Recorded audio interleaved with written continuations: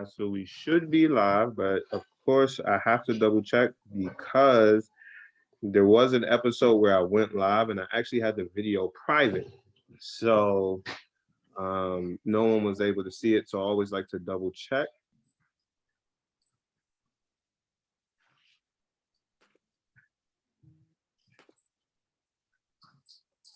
Here we go. So I can hear the feedback. So we're definitely live.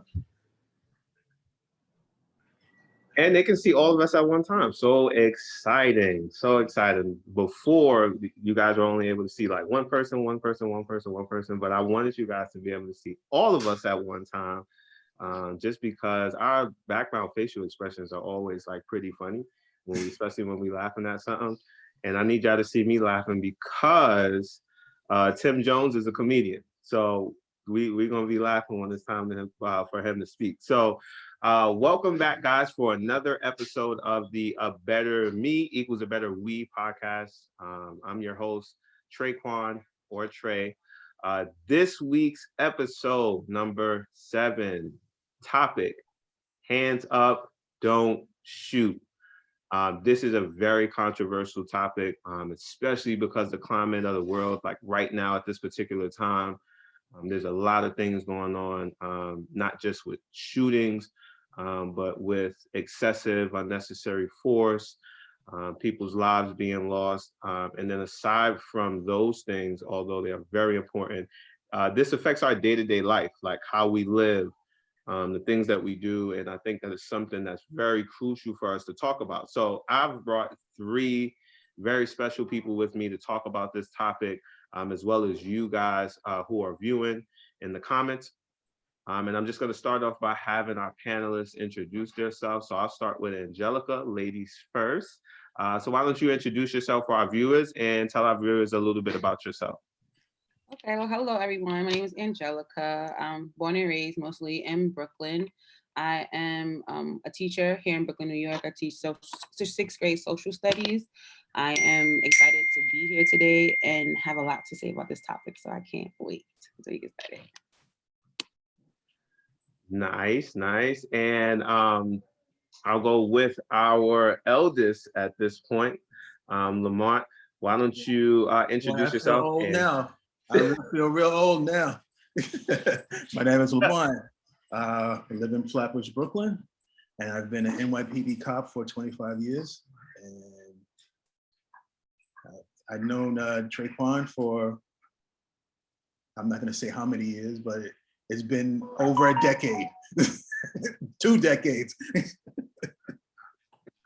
we got some time in, and I thought it would be really special to have Lamont here with us, just to hear a different point of view, right? I want to cover all sides of the spectrum, so I can't wait to hear what you guys have to say. And last but not least, Tim, why don't you introduce yourself for our viewers? What's going on, everybody? Tim Jones. I am the senior pastor of Greater Harvest, Miami. Oh, I'm about to get hurt. I'm married to Dominique. I'm happily married to my wife, Dominique. And then You gotta throw that one out there. oh yeah, and then I love you, Mama. I love my mama. And then I proudly serve as the senior pastor of Greater Harvest, Miami, the greatest church in the Tri-County area in South Florida. And I am a social justice advocate. I am a burgeoning law student in August and a future seminarian. And yeah, and I'm glad to be here tonight with my brother. Glad to be here, bro. Nice. And Dominique, if you guys have been following the podcast, was actually one of our panelists on one of our past episodes concerning screen time. So in knowing Dominique, I've had the chance to connect with her husband, Tim. And, I'm happy he said that because happy wife, happy life, right? So you got to make sure make sure you shout him out. And so let's just dive, we'll just dive right into it. And when we think about or look at the term hands up, don't shoot, right? It was created after, well, it was used prior to this, but it got stamped and became a thing after the shooting and the killing of, and I know I might mispronounce this name, don't, you know, y'all don't roast me, or Filio Castillo. And it became a thing after that. And, you know, in reality, if you live in a particular community, it's something that you've heard just in general, right? It's something, and if you haven't heard it, it's something that you felt, right? Like hands up, don't shoot. So I want to start, and I think that a lot of things, or all things, start in the home, right? So that's where I want to start this particular conversation, right? When we think about that particular climate, things that are going on with our local law enforcement, and I'll ask you first, Angelica, how do you think, with everything that's been going on these past few years, well, I can't even say these past few years because we've seen brutality or excessive force dating back to, you know, super far back, right? But it's something that's been highlighted because of social media, and then in media and things of that sort. So how do you feel like these affect conversations in the home, like as a mother? I'm a mother of a Black son. He's only 4. I speak to my dad about like when we should have that conversation and what that would look like. The biggest thing for me, like, and what I was taught, is how to interact with a police officer, right? How to be respectful, how not to escalate a situation. And I'll put, like, my dad was talking about it the other day, is like when you encounter a police officer, and more so as a black man, like, you know, it seems like that you have to do the de-escalating. You have to first make them calm so that they feel safe, so that they can then approach you in a way where you don't feel threatened. So I think that the conversation starts with how to approach or how to handle or interact with a police officer. And people may disagree in terms of like, oh, I shouldn't have to be submissive, or I shouldn't have to. But I think all people should handle situations with respect, and people are always not going to be in the wrong. But when your life is at stake, or if you're in a space where you feel like you might not make it home that night, is it really worth being right in that instance? So for me, it would be just teaching my son how to interact with a police officer if or when he is stopped, or yeah, anytime he's interacting with a police officer, how to act. Okay. And I think that it's so scary, you know, like you said, being a mother of a son, and feeling like this is something that could be inevitable at some point. Like, you know, he's gonna encounter, or could possibly encounter, a police officer, and have to be afraid for his life, or you might have to be afraid for his life. And Tim, as somebody that not only deals with adults, but communicates to children, and have to, you know, or are responsible for the growth of people, how do you feel like are some ways that this can be communicated to our children, and what do you think that conversation entails? Yeah, man, that's a dope question. I think number one, what's going to have to happen is a certain level of self-awareness has to take place first. So I think that uh, no matter what age group you're dealing with, whether you're dealing with someone who's 3, because remember now, a child is as young as 6 months old can tell the difference between skin tones. A child around the age of 3 starts choosing friends based on their race, because it's not that they're being racist or particular. It's just that, you know, you look like me, so I'm going to engage with you. Um, there's some self-awareness that has to be done. So you have to see how racism has directly affected you, right? And then you have, because racism most definitely has affected people of color against people of color. I always say that there is this intracultural racism with cultures of color. So if you're grown up in a predominantly West African home, or a West Indian home, a Caribbean home, a predominantly African American home like me, um, you have to realize how racism has affected your parents, and then how that affects you, and then you have to discuss that with your children. May have a different context than you do. I'm trying to cover this in 30 more seconds, but I'll just use this as an example. So you have people that come from Haiti or the Bahamas or Jamaica or West Africa, and when they come to America, there's already this concept that they have of Black people in America. So the women are sexualized, the men are ignorant, the men are violent, the people are dirty, the people are not clean. They equate them with being ghetto, they equate them with being poor, they equate them with being ignorant. And so that's how racism has pitted people of color against each other. And so they have that in their mindset now, and they don't want their child to develop mannerisms, embrace the hip hop culture, right, of America, because they equate that with something negative as opposed to something positive. So, so there has to be some level of self-awareness.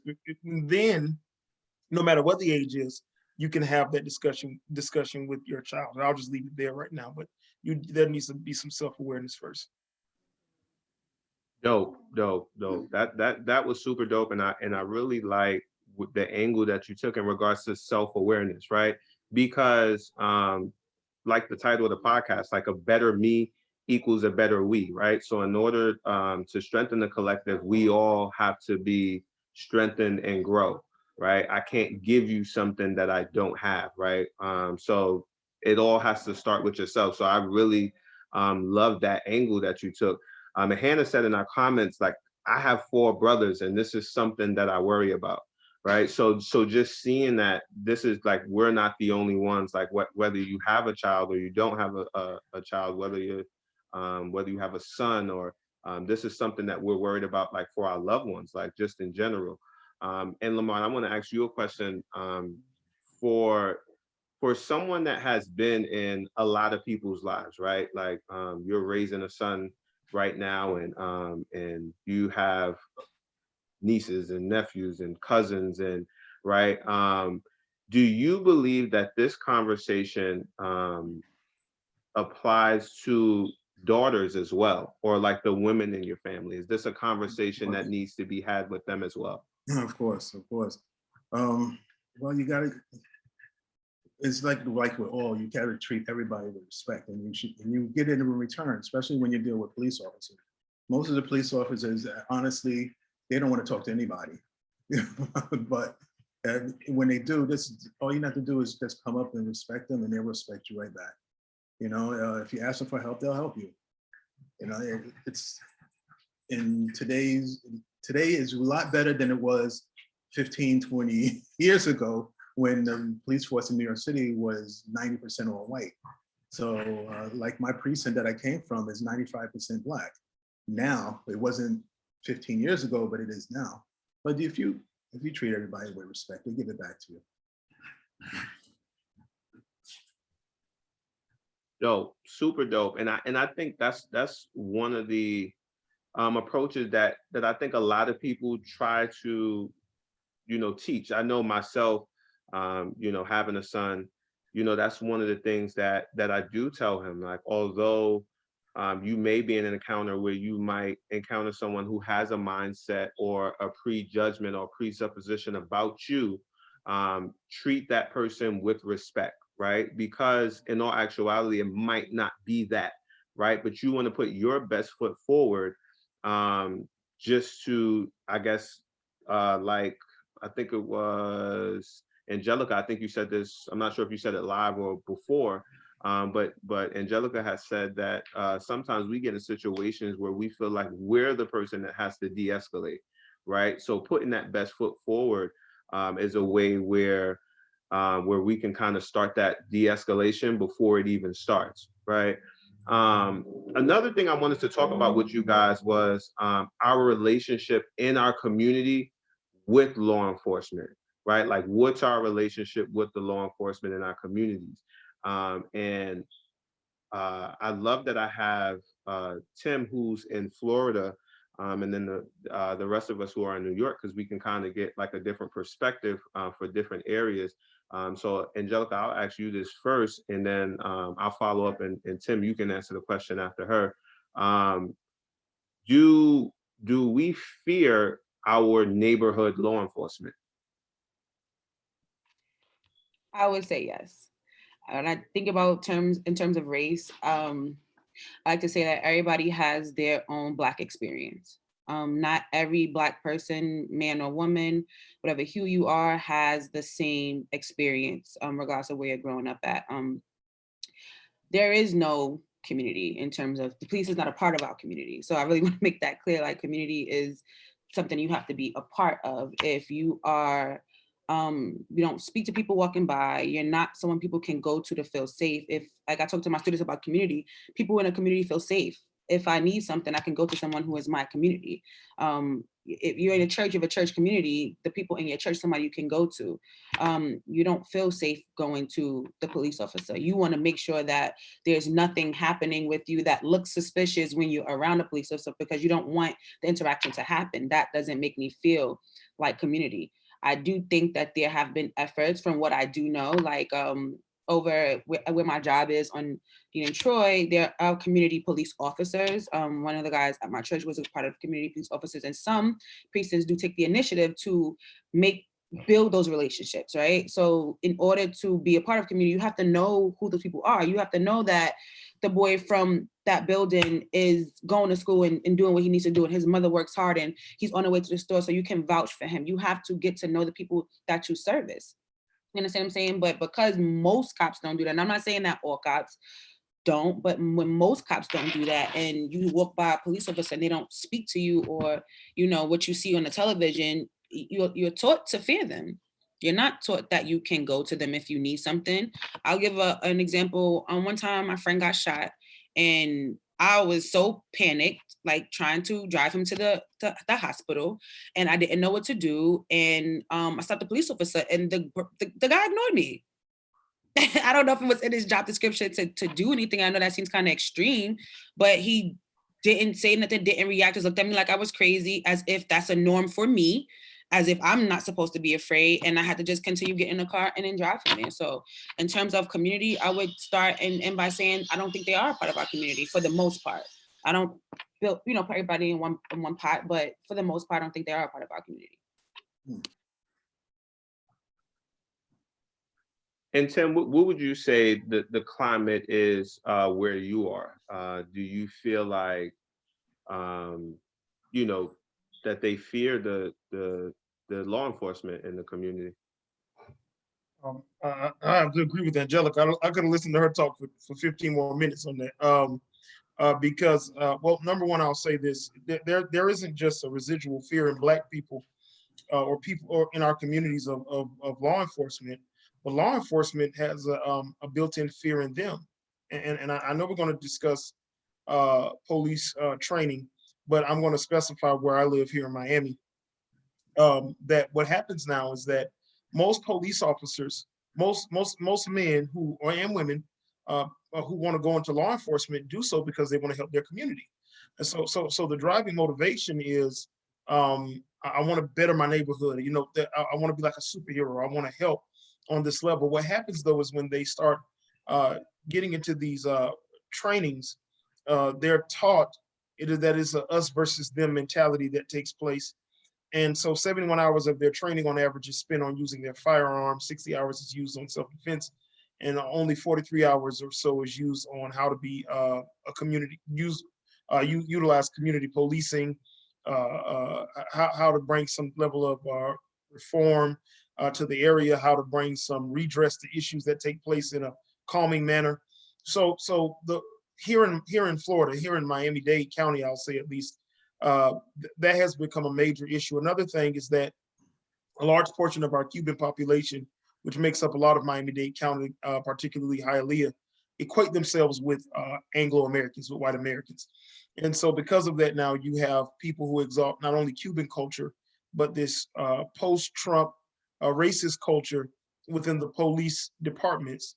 So what happens is people don't really trust the police, but we have to realize that the police are taught, just like they don't trust you guys, you can't trust those guys, because somebody can have a knife and run at you and they can be 50 feet away, but they can stab you before you get your gun, so kill them, right? Or somebody's back can be turned, but they can grab their gun and turn around and shoot you, so you have to shoot them. So it's kind of this get them before they get you mentality. And when you're training somebody to think that way, and their motivation originally was to help the community, now they're motivated to just defend us at all costs, right? And I would love to hear Lamont's perspective on that. But that's kind of what takes place here. And I'll utilize. I could specifically say in North Miami Beach, which is about 45 miles or 35 miles north of where I stay. You have a large Haitian American population, which makes up the police departments there. So these are Black people. But when they're having targeting practice, it was discovered a couple of years ago, and I'm talking about 4 or 5 years ago, that all of the pictures for target practice in their gun ranges were all young Black men between the ages of 18 and 25. So when you have the face of a young Black man, myself, who you probably arrested or captured, who you caught doing something, probably was in the drug game, scamming, doing whatever he was doing, you know, and you put that picture up and you're shooting at that, something is happening psychologically. So you have a dual fear. You have a fear of the community of the police, and you have a fear from the police that they're trained now. Lamont may not think this way, and these are good people, but when you're trained to think a certain way, right, then they develop a fear of the community in and of itself. Tim, I really, I really just want to say, Tim and Angelica, like, I really love the way that you guys broke down your responses.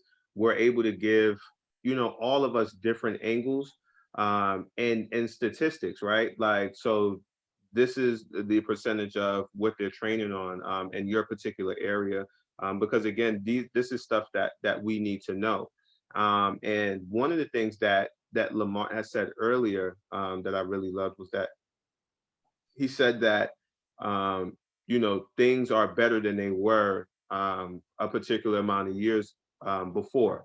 And at the end of the day, like, we do know that there are some lapses, right? There are some lapses that are clear. Like, we can see that there are things going on that are wrong. Things are not perfect. There are things that should seem like common sense that should not be done, that are being done.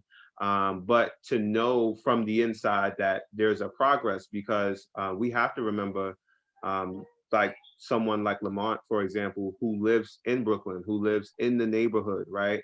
And he's been policing in the neighborhood as well. And then he's also Black, right? So we've seen an instance just recently on the news where there was a military sergeant, I believe, who got stopped by the police and was maced, right?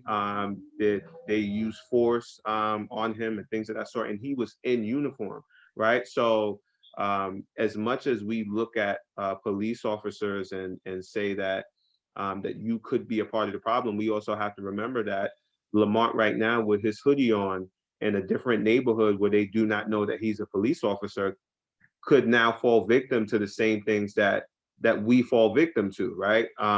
So and have I've been thrown to the ground and everything. Right. So Lamont, I'll ask you, and I want to address that comment that you made. What are some things that, when you say that things are better than they were, what are some things that are being done that you feel like are trying to better the climate of the way that things are? And are there anything being done now with some of the recent developments in our world? Yeah, if you remember, I don't know if you remember the case of Abner Louima, where the precinct where the plunger, that was the precinct that I came from, and I came out of there. I was there when that actually happened. So back then, when that was a norm of all, if you got arrested back then, you came in the house, you had lumps, you were bleeding, you were on the floor, you had cracked ribs, broken legs, and everything. And it was a normal thing. Today, there's too many rules to go.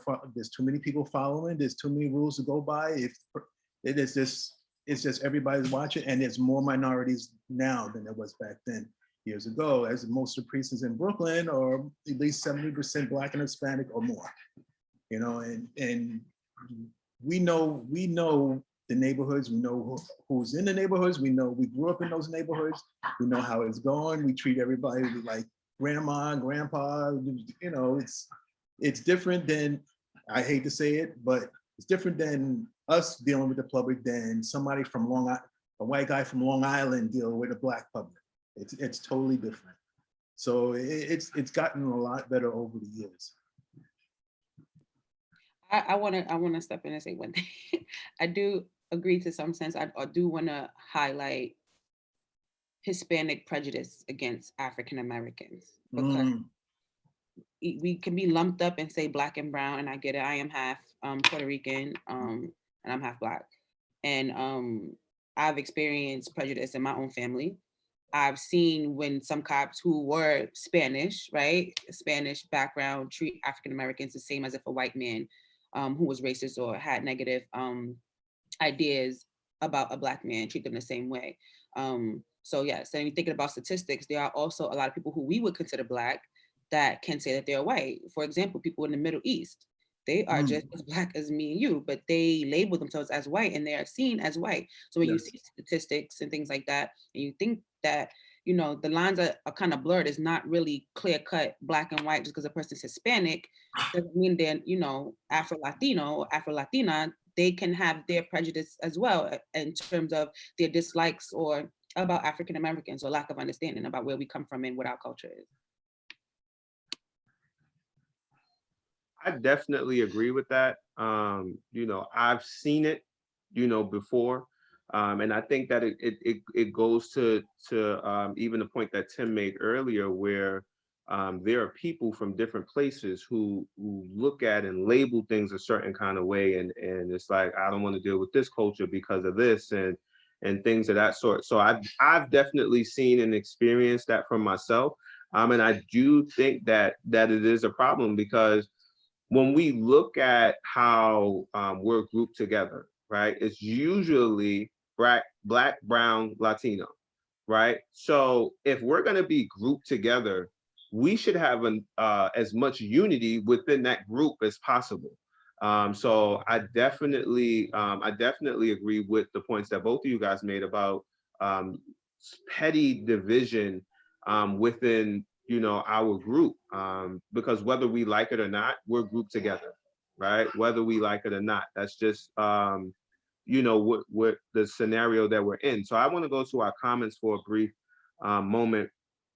And Nikki said in our comments, some people are scared to call the cops even when a crime is being committed. And I've seen that before.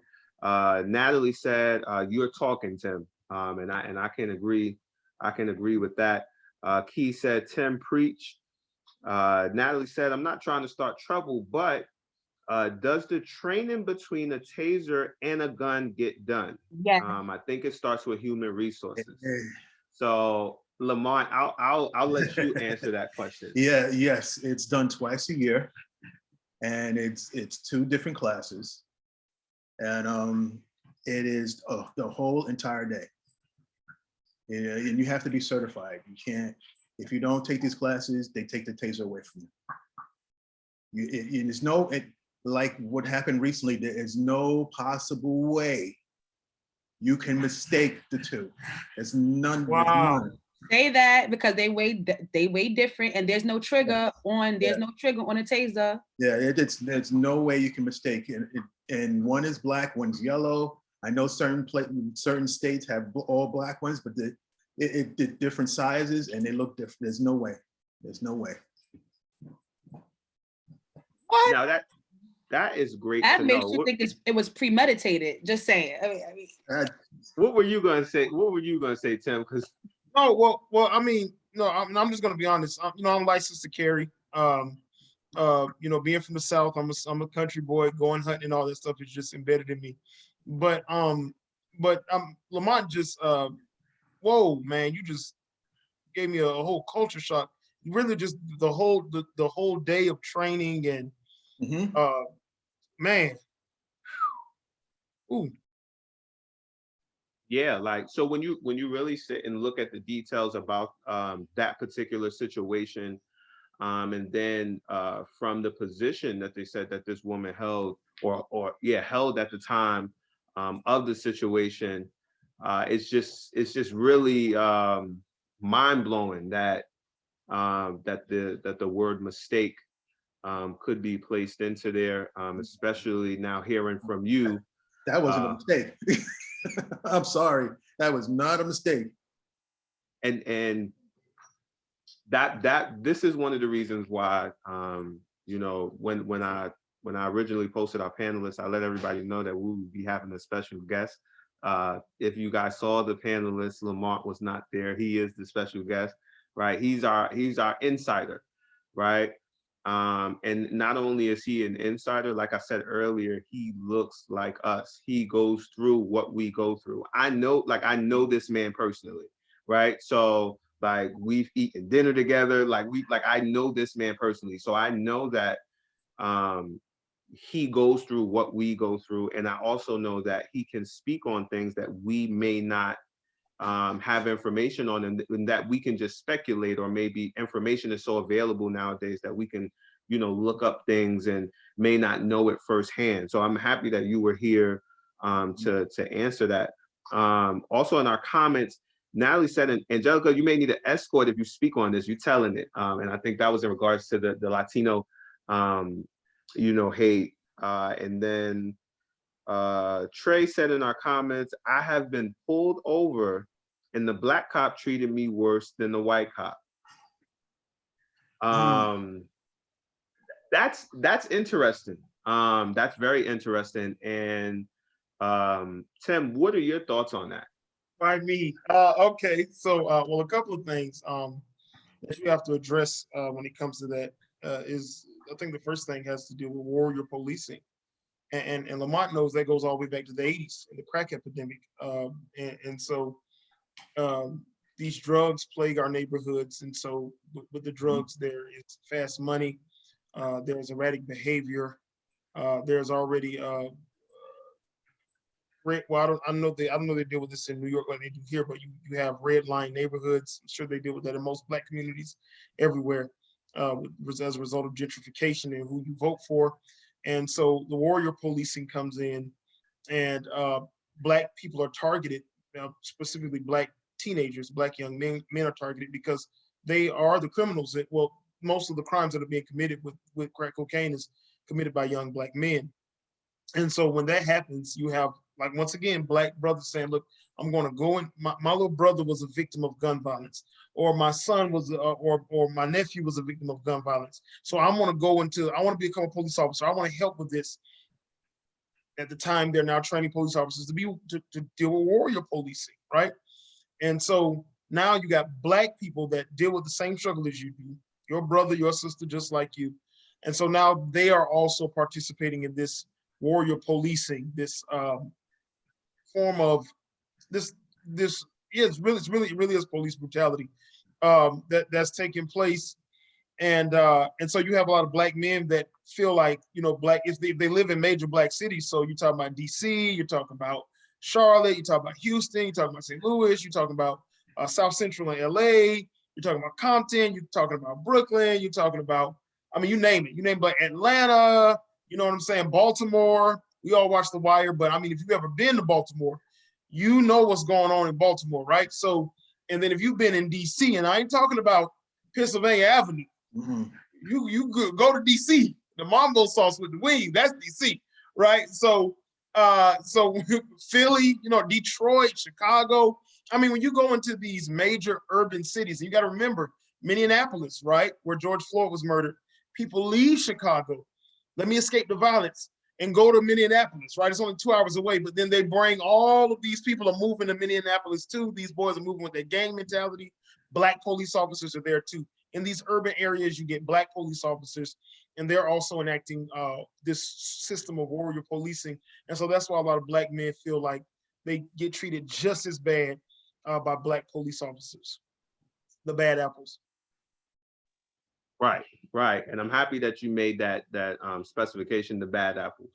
Right. So, Angelica, when we look at, I know for me, right, I didn't live in what people will call the burbs or the suburbs, right? I'm just gonna make it plain, right? I didn't live in the worst neighborhood, but I definitely didn't live in the best neighborhood. And going to middle school and especially high school, I think is where you get a bunch of people. Middle schools and elementary schools are typically like zone schools. So the majority of the people live in your neighborhood or in the vicinity.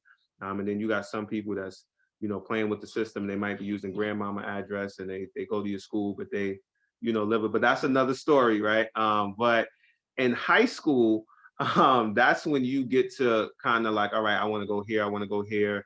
And you get a bunch of people from a bunch of different neighborhoods, or if you have friends, you know, you meet friends when you're doing different activities. And when you venture out to these different neighborhoods, you start to look around like, wait a minute, like I'm not very comfortable here, right? Like, and as men, and you know, Doc, we ain't always been married, right? But you talking to a girl and she tell you to come pick her up, and you walking up to the house like, meet me at the corner, please. Meet me at the corner. I'm not walking through Move this. on, doctor. Move on. Move on. Doctor. I'm not walking through this crowd, right? Like I'm not walking through this crowd. So I say that to say, like, there are very uncomfortable neighborhoods to be in, right? And when we look at what police have to deal with, especially people that are local police, as well as we know that that neighborhood is uncomfortable, they know that that neighborhood is uncomfortable as well. So Lamont, like, do you feel like that plays a part in some of the policing, like their approach? Is it like, does the neighborhood have an effect on it at all? Yeah, the neighborhood does have an effect on it, and so does the people. Because you try to, as soon as you get there, you try to take control of the situation, and some officers come over as being overly aggressive.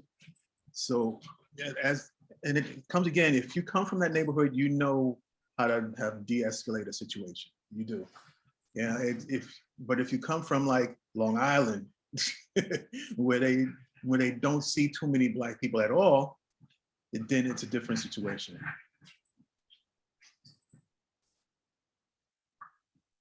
Right, definitely. And so now looking at, you know, that it plays a part in the policing, right? Now, Angelica, do you feel like, being somebody that has been around particular neighborhoods, or been in certain neighborhoods that may not have been comfortable, do you feel like it's easy to be, I guess, treated the same as somebody because you look the same as them? You mean in terms of the Black cop treating the Black person just as bad as the white cop? You mean in that context, or? Or in the sense of, like, let's say, for example, and if there's anybody on here from Brownsville, I'm sorry, I mean no harm, but we all know that Brownsville is not the best area, right? So like, let's say if I live in Brownsville and I dress the same as maybe the people that hang out in front of the building, and they're selling drugs, or just partaking in criminal activities, right? But we dress alike. We're into the same fashions and things of that sort. And the police kind of, like, they have an idea that this neighborhood is rough. These are, you know, the people that are, you know, kind of partaking in these activities, and we dress alike because we're into the same things, because we come from the same culture. What are your thoughts on being, I guess, treated the same because of, you know, where you come from or the neighborhood that you're in? I would say it's a matter of ignorance. I would say, because I definitely was a psychology major, and we definitely touch on like how people view people, right? So you have these synopsis or whatever where you see a white guy with the same exact outfit on as that Black guy from Brownsville, and they are not viewed the same. So I think it's ignorance, one, but as well as just having a fear for the color behind the clothes. It's a culture. Those rap artists wear it. Those white kids in the suburbs wear it. They can afford it, a lot more of it than the people from our neighborhoods. Like, so I don't think it's a matter of what you're wearing. I think it's a matter of what you look like. For somebody to say they don't see color and they see the Timbs on your feet, no, that's not it. You're in a neighborhood where the crime is high. You're in a neighborhood, right, statistically, where people are prone to get shot or killed, or you're in a neighborhood where people sell drugs, and those people are Black. So if I see a Black person, I'm gonna think that they sell drugs. But it brings me back to my first point in terms of policing an area. How do you not know that kid? How do you not understand that that kid is a kid who goes to school and is doing the right thing, as opposed to the thug that's on the corner? If you're policing that area, you should know who the people are. I'm from Farragut, Fort Greene. I know who people are. Like, you understand? Because you see them every day. So I know the person that's on the corner and doing whatever they doing on the corner. You understand what I'm saying? So would that make me think, like, do we all look alike? Because I know we don't all look alike, which will bring you back to racism as well. I don't think that it's a matter of what we wear. I think, like, I'm a Black girl. I grew up in Farragut, Fort Greene, and I wore whatever I like. You know what I'm saying? Does that mean I'm a criminal? No.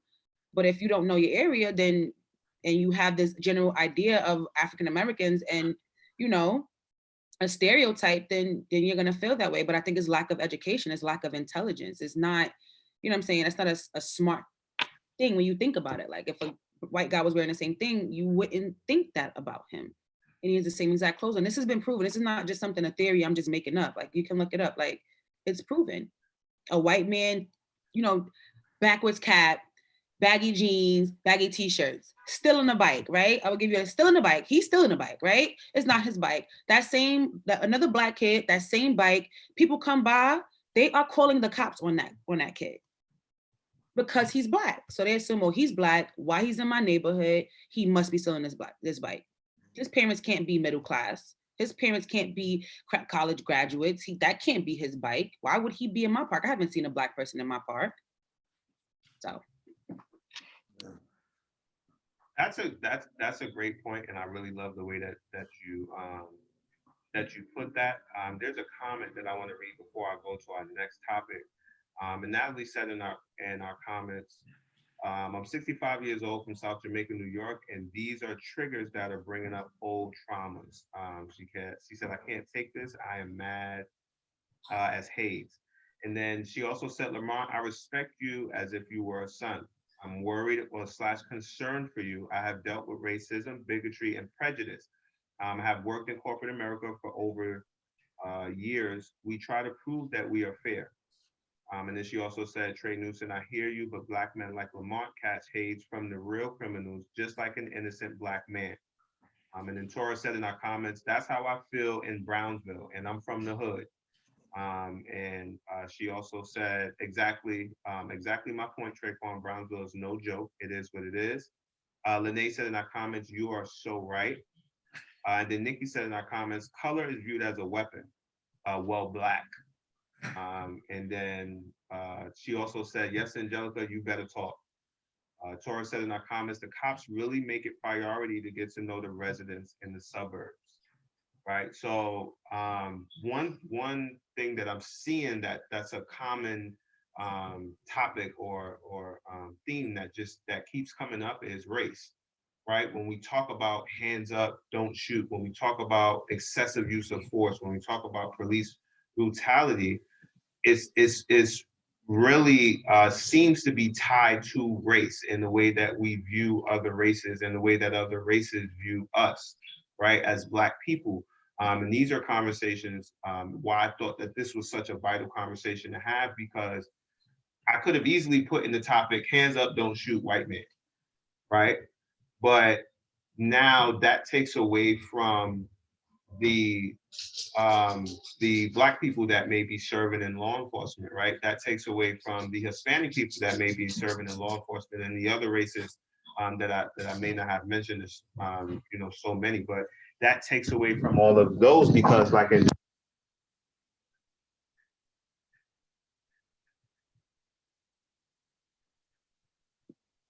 You went off. Trayvon, we can't hear you.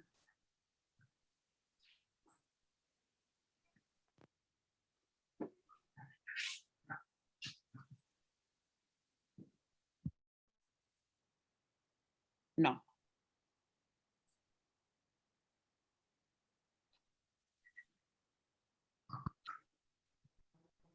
What is your microphone setting set to?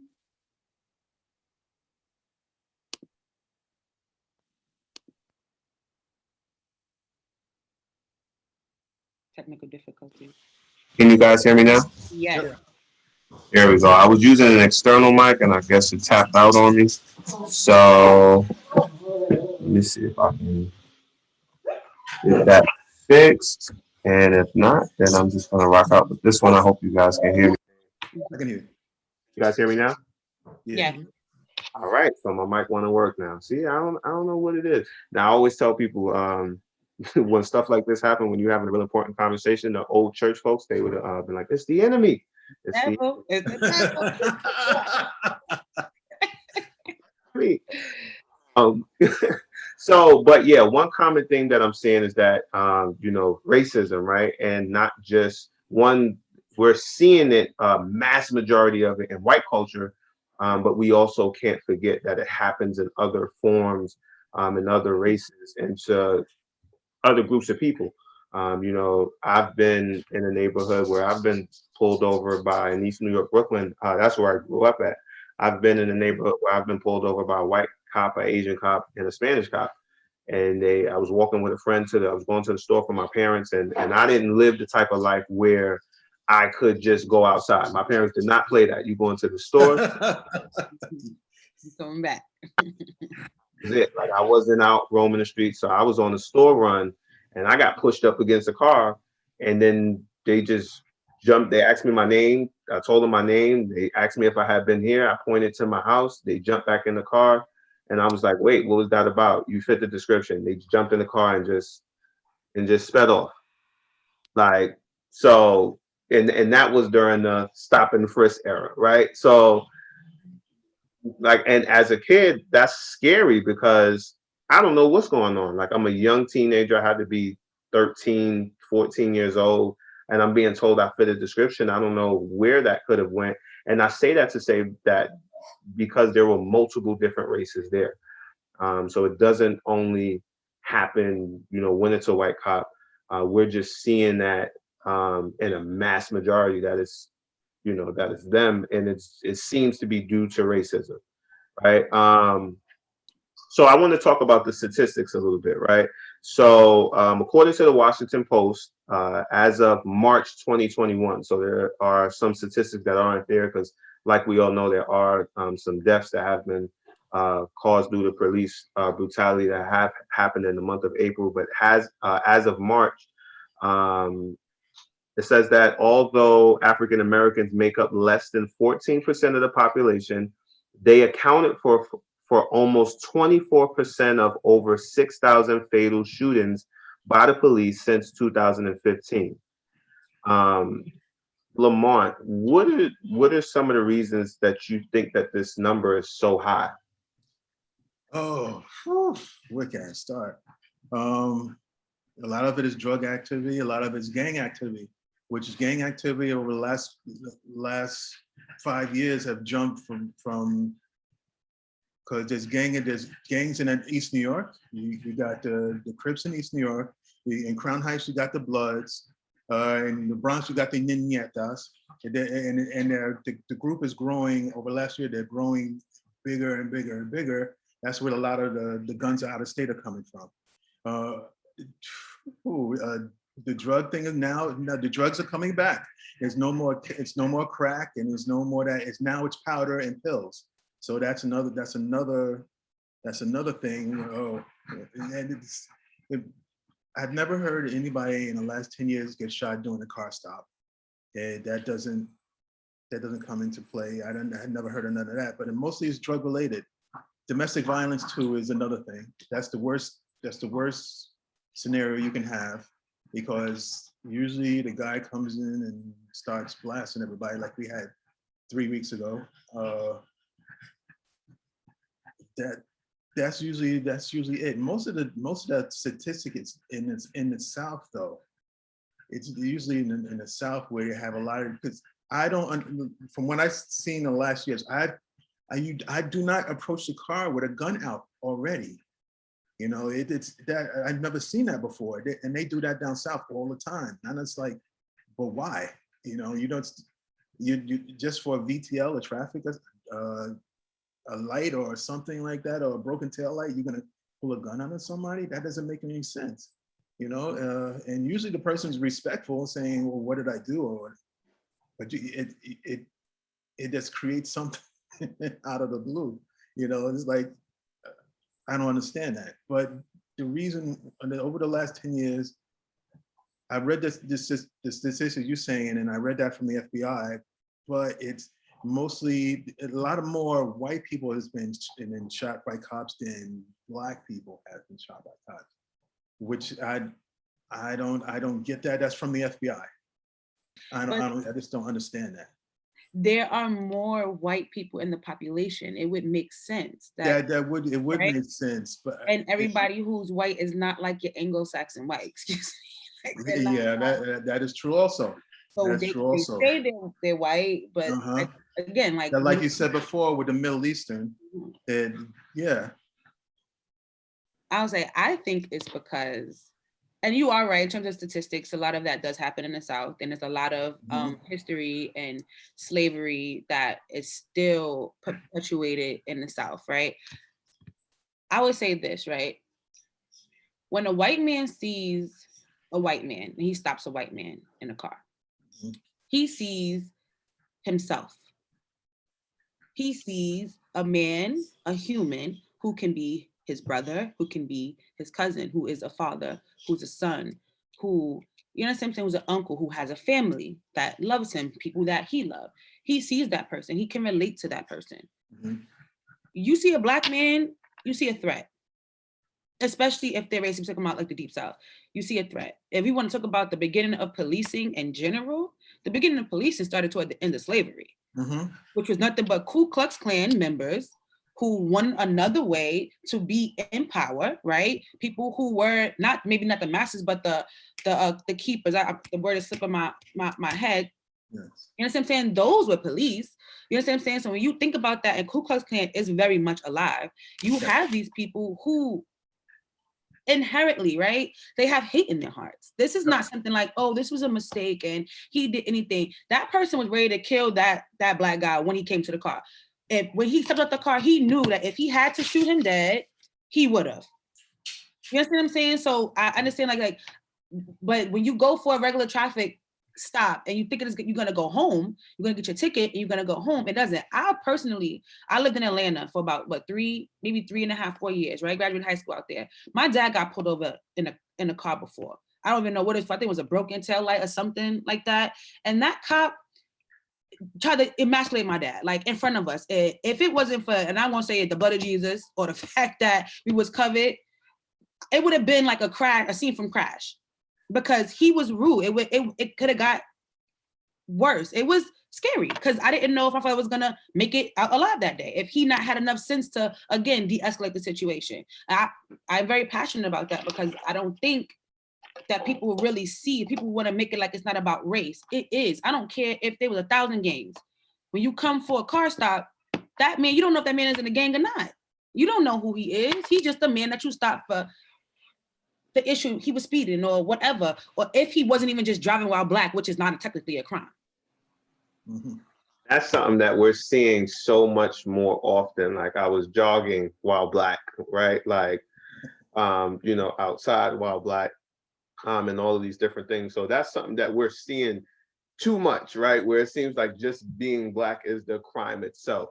One of the things that I do want to point out is I like what Lamont said in the sense of, he's a New York City Police Department officer, right? So these statistics that he's given us as far as like with shootings, like gangs, drugs, violence, right? This is what he sees, especially being that and he's in a predominantly Black neighborhood. His police precinct is predominantly Black and Hispanic, and he's able to now shed light on what's going on here in this neighborhood, because sometimes when something goes on somewhere else, we like to associate it with what's going on in our neighborhood, right?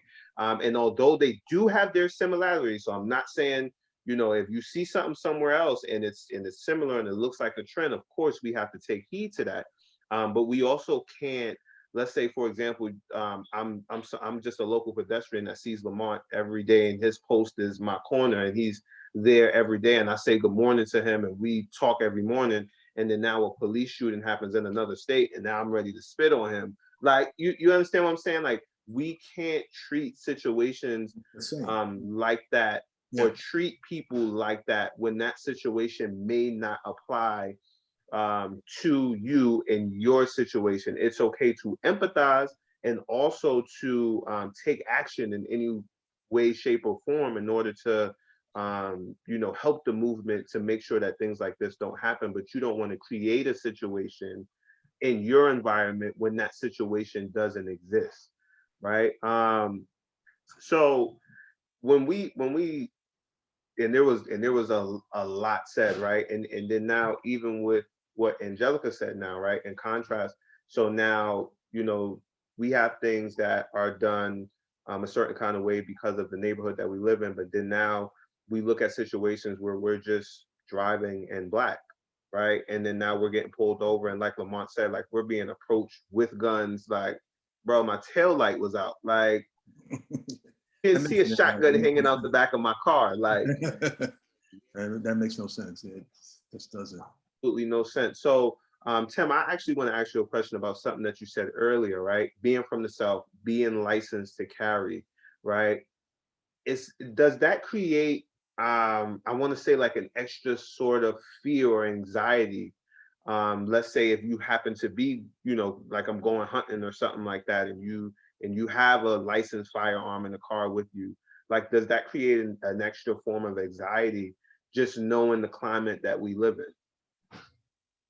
Yeah. So, I mean, it does because if we all are going to be honest, all Black people have a certain level or degree of PTSD, whether they know it or not. Um, and so, I think the key thing, and I'll say something I learned from my wife's dad, my father-in-law. He said that whenever he's pulled over, he always makes sure to not just present his license and registration, but also his license to carry, right? So he does all of that at the same time to let, I don't know what the gun laws are in New York, but I know there it's a little bit more liberated down here in Florida, Georgia, Texas, Louisiana, Mississippi, along that Mason-Dixon line, Tennessee. When you start going into areas like that, there's a lot more freedom. So yeah, there are certain levels of anxiety. What amazes me is that I tend to get more tense and have more anxiety uh, if I'm pulled over by the police than I would how I feel in soft target areas that mass shooters would go in. So if I'm in a college classroom, or if I'm going to the grocery store here, it's called Publix, or if I'm going to Walmart, I have no level of anxiety that somebody's going to come in there and shoot, even though that probably happens more often than some, as opposed to when I'm driving and the police is just sitting there in the median, or the police is here. Well, here in Dade, it's kind of different. The state trooper, right, is there on the median, or if you go into the neighborhoods, the police is there. So there are certain levels of PTSD, certain levels of stress, certain levels of anxiety that I deal with. Um, I think that we all deal with, whether you carry or not. But I think when it comes down to, and my wife thinks that I have this incessant excitement about guns. Right. So I'm trying to get her to get one, and she told me the other day, I'm not gonna get one yet. I'm not right. But even with that, you just have to be careful. For those of you who know the words of prayer, you have to be prayerful, right? And you have to be respectful, as Mr. Lamont says. But as my very much conscious sister Angelica said, you need to be woke. So you need to know what's going on. For those of you who live in the South, you need to realize what's going on. You need to realize that you are a target. That Black people in all urban areas are targets. And here we don't. I want to say this too, Traquan. Here is not really gang violence, right? So if you're going to move to Dade County, if you're going to move to Atlanta, if you're going to move to Houston, it's not really gangs, right? That's more northeastern where you guys are, Whoa, the Midwest. wait, you forgot Jacksonville. Hold on, I can't leave Duval out. Let me tell you something now. The boys now, Jacksonville is kind of hot now. it's kind of hot. All right, that's why I'm moving back. All right, but no, stay woke. No, but yeah, that there's some. For Jacksonville was the murder capital at one time, right? So New Orleans, right? So when you think about these different areas where they're mass selling, you have like Lamont said, the proliferation of illegal firearms, and then you can go to the gun store and get what that was Dominique was looking at for you.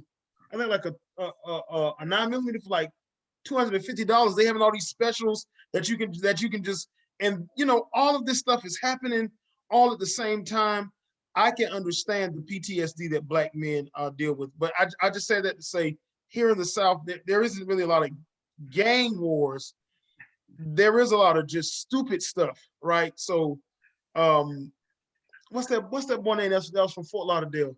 Kodak Black, and the one that got killed up in Fort Lauderdale in his BMW, XXX Oh, Tentacion, yeah, right? that's So, Tanisha. so all these guys, not too far from where we stay. It's not really the gang violence. I'm gonna make a social media video of how one of my homeboys killed one of your homeboys over some drugs, right? Make a music video. You so dumb, right? So the police gonna use that as evidence against you. Then somebody else gonna make another music video on TikTok, right, about how they gonna kill you. And then y'all just got AKs, you know what I'm saying? These assault rifles in the videos. These boys 15, 16 years old. You know what I'm saying? And then in the crossfire, like we just came from a couple of funerals. I know I just came from being a part of a couple of funerals. 4-year-old girl dies, 7-year-old kid dies, 10-year-old kid dies, right?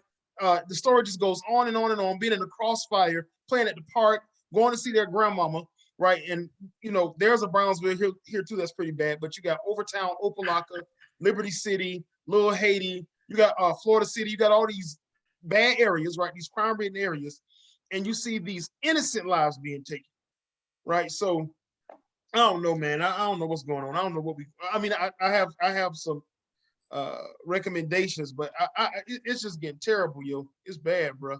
It is bad. It is bad. I definitely agree. And just to jump to our comments for a second, Lee said in our comments, so happy to see a lot more local conversations like this happening. So, you know, that shouts out to you guys, the panelists, for being here, being a part of this conversation. You guys, the viewers, for chiming in on this conversation, because at the end of the day, like, this conversation needs to be had, right? So each perspective here, whether it's in the comments or the panelists, like each perspective here, we can take that back in our respective lives, whatever it is that we learned, or just reaffirming what we know, and we can take that back into our lives, and help better someone else's life, whether it's my life, someone else's life. So conversations like this are definitely needed. Natalie said in our comments, I studied statistics in grad school. You can name all the things you want about crime FBI report, but until the mindset changes regarding us before 3/5 of a person, often misinterpreted to mean that African Americans as individuals are considered 3/5 of a person, or that they are 3/5 of a citizen of the US.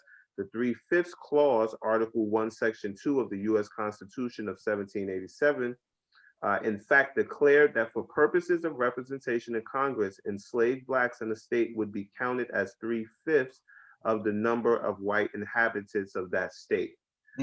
So, Traquan, can we address that briefly, seriously? Because historically, Black people have been targeted by discriminatory criminal laws, and I don't know who wrote that comment, that statement, but that's important because even in dealing with policing, let's just deal with systemic injustice overall, right? Racism is a systemic national issue that is embedded inherently in our nation. Because if you look at it now, the Virginia Assembly in 1667 said that baptism does not give an enslaved person freedom. So what happened right there is they took race, religion, and they took politics and intertwined them, right? And look at the time they did it. They did it 100 years before the Declaration of Independence, 100 years before the ratification of the Constitution.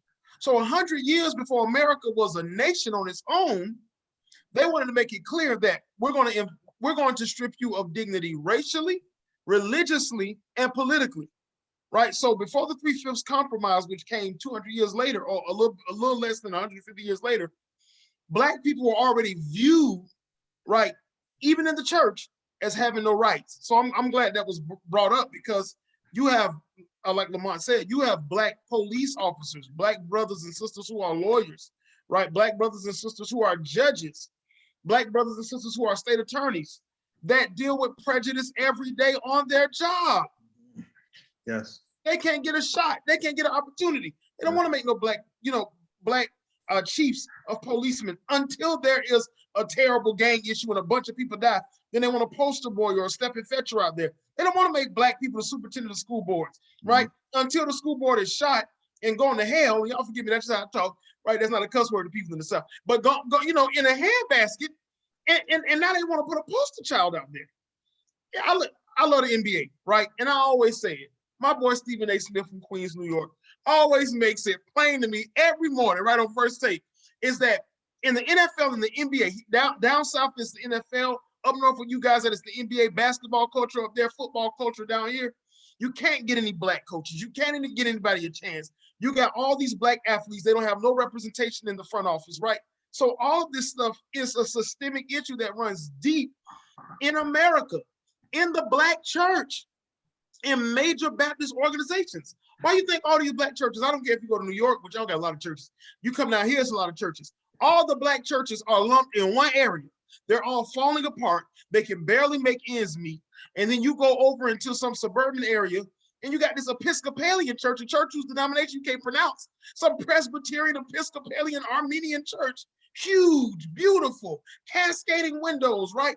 On top of everything, on top of a hill, they get all of these opportunities, and we're stripped of all of our resources and chances. So I wanted to respond to the person that said that. I think that was really important. I'm done now. Yes, I want to add education to that. I want to bring it back to what you talk about in terms of redlining, right? And what you're commenting about zone schools. That's also a perpetuation of segregation. That's not done by mistake, right? If people think about, Brown versus the boy and like the first black girl to go to an all-white school. Schools are just as segregated now as they were when segregation was legal. I want to make that very clear. The reason why they do zoning is to make sure that you, as a black kid, stay in your underfunded school. That's what I'm saying, with your lack of opportunities and your lack of resources, which is why you got to use grandma or a postal box in order to get your child or your son or your daughter into a better school in a better zone. People don't know that those schools on Park Avenue, they just as public as the schools out here in Brooklyn. The difference is that they got teachers from Harvard. Yes. The difference is that the taxes that they pay are a lot more. The difference is that the funding that school gets from those rich parents are a lot more. So their children they have vegan meals. They have kosher meals. You know what I'm saying? They have what they need. You know what I'm saying?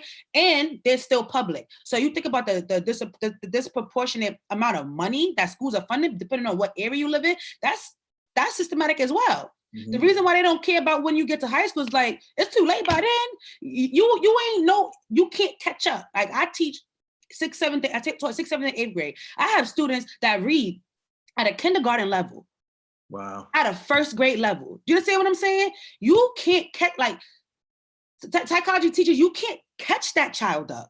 Once you miss those critical periods in learning, you can't catch that child up. So we don't care where you go when you in high school. If you that black kid that made it out, so be it. That 1 out of 10, I'm good with that. I'm okay if my child knows a little bit of diversity by the time we in high school. But by the time that happens, it's too late. Our kids don't have the opportunity. They don't have the pursuit. They can't pursue happiness because they're chopped off of everything.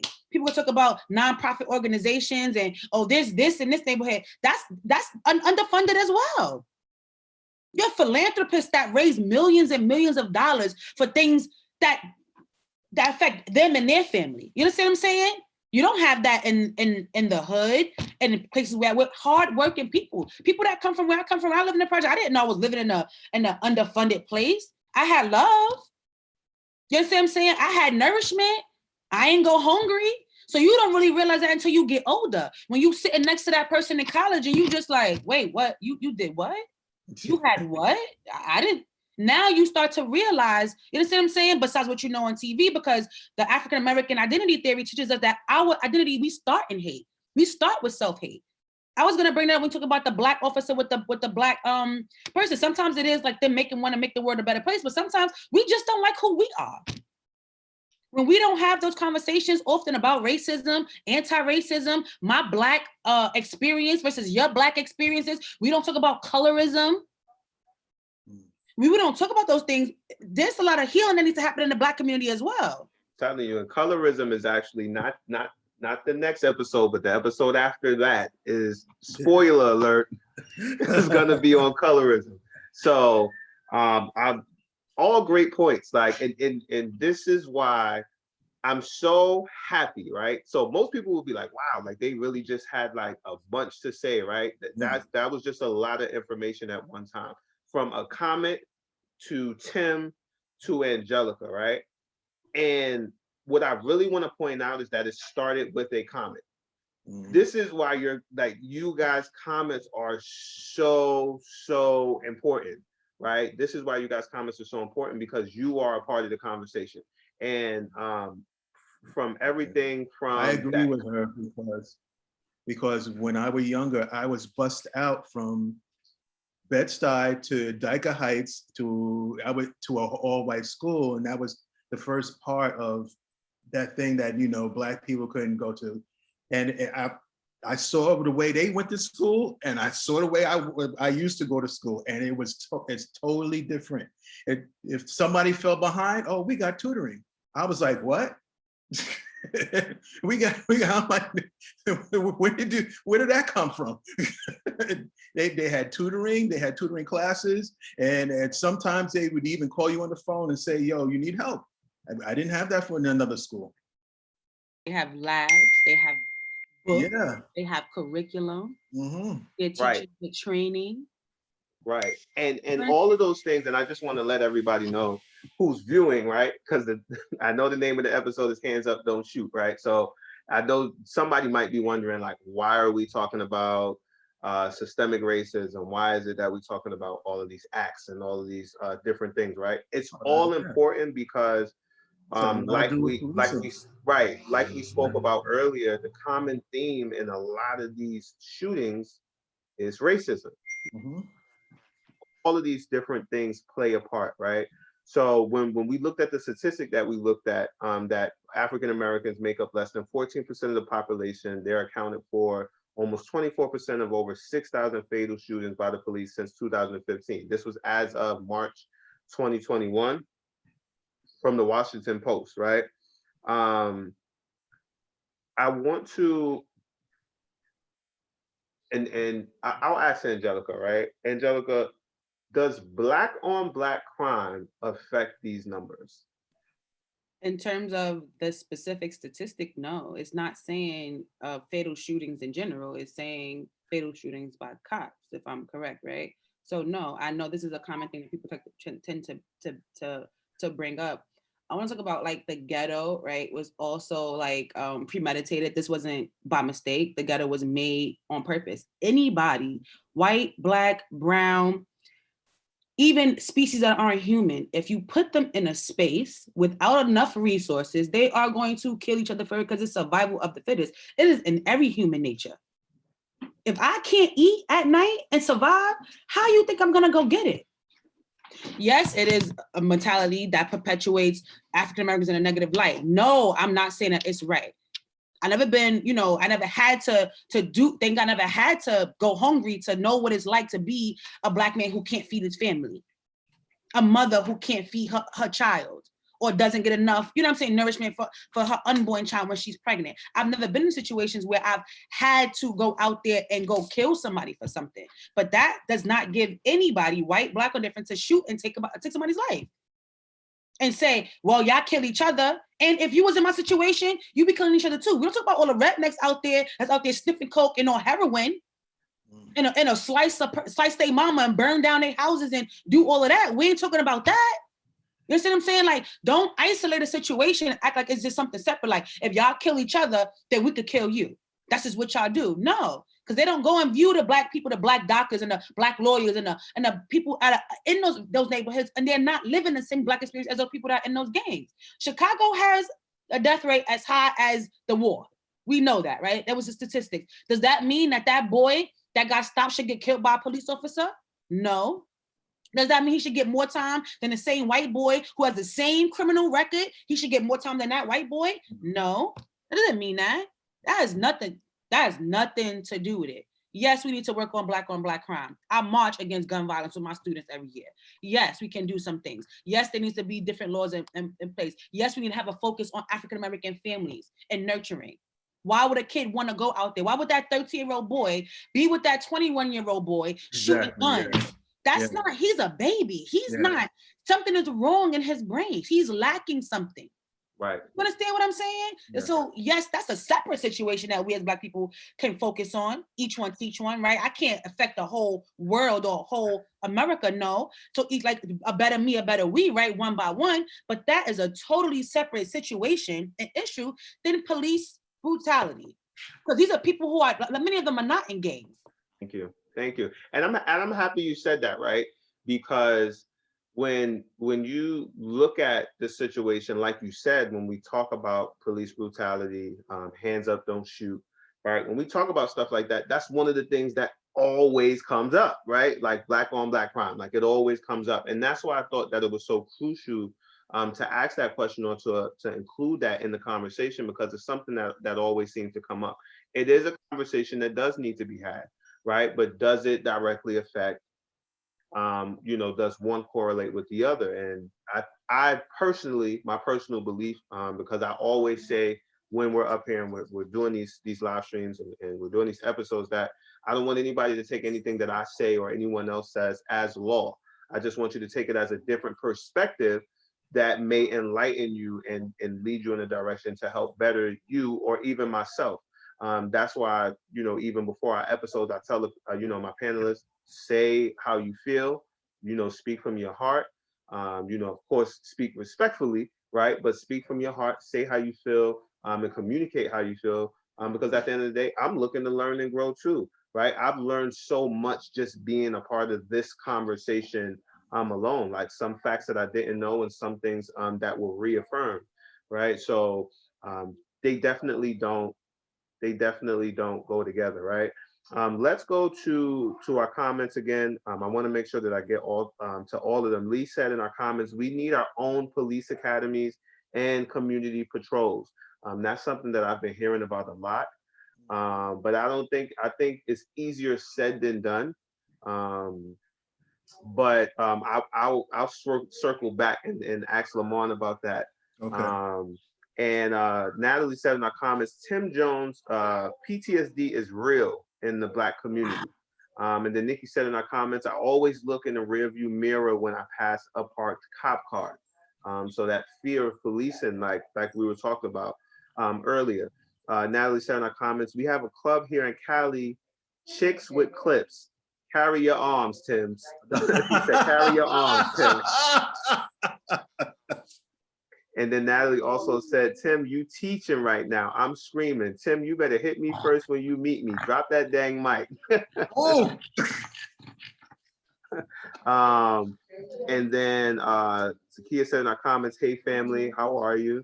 Natalie said, when you have a chance, watch A Tale of Two Zips, and she put a YouTube link in there. So if you guys have a chance, check that out. I'm definitely going to check that out.